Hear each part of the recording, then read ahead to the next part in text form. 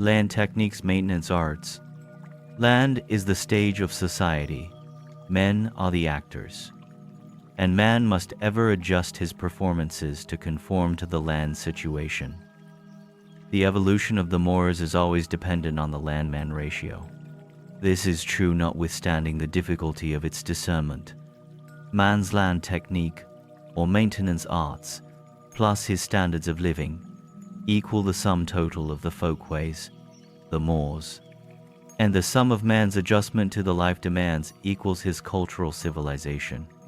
The earliest human cultures arose along the rivers of the Eastern Hemisphere. And there were 4 great steps in the forward march of civilization. They were: 1. The collection stage.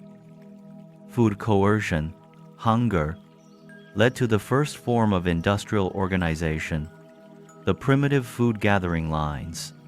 Sometimes such a line of hunger march would be 10 miles long as it passed over the land gleaning food.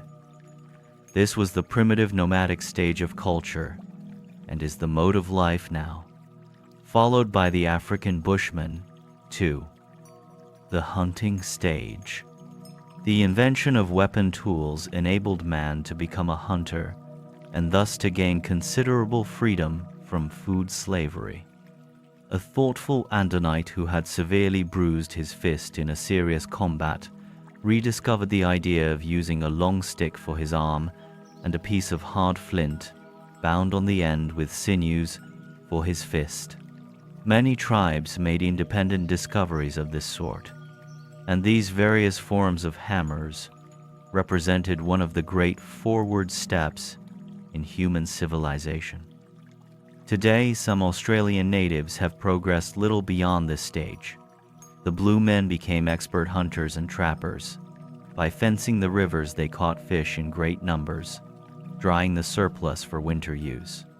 Many forms of ingenious snares and traps were employed in catching game, but the more primitive races did not hunt the larger animals.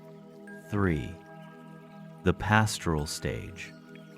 This phase of civilization was made possible by the domestication of animals. The Arabs and the natives of Africa are among the more recent pastoral peoples. Pastoral living afforded further relief from food slavery.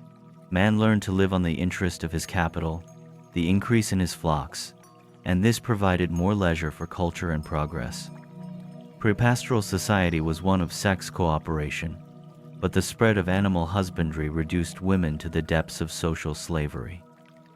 In earlier times, it was man's duty to secure the animal food, woman's business to provide the vegetable edibles.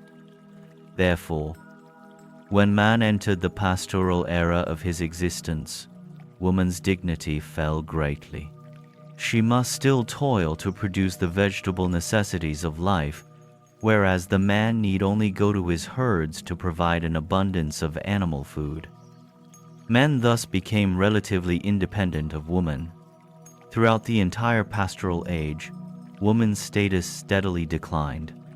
By the close of this era, she had become scarcely more than a human animal, consigned to work and to bear human offspring, much as the animals of the herd were expected to labor and bring forth young. The men of the pastoral ages had great love for their cattle. All the more pity they could not have developed a deeper affection for their wives. 4. The agricultural stage. This era was brought about by the domestication of plants, and it represents the highest type of material civilization. Both Caligastia and Adam endeavored to teach horticulture and agriculture.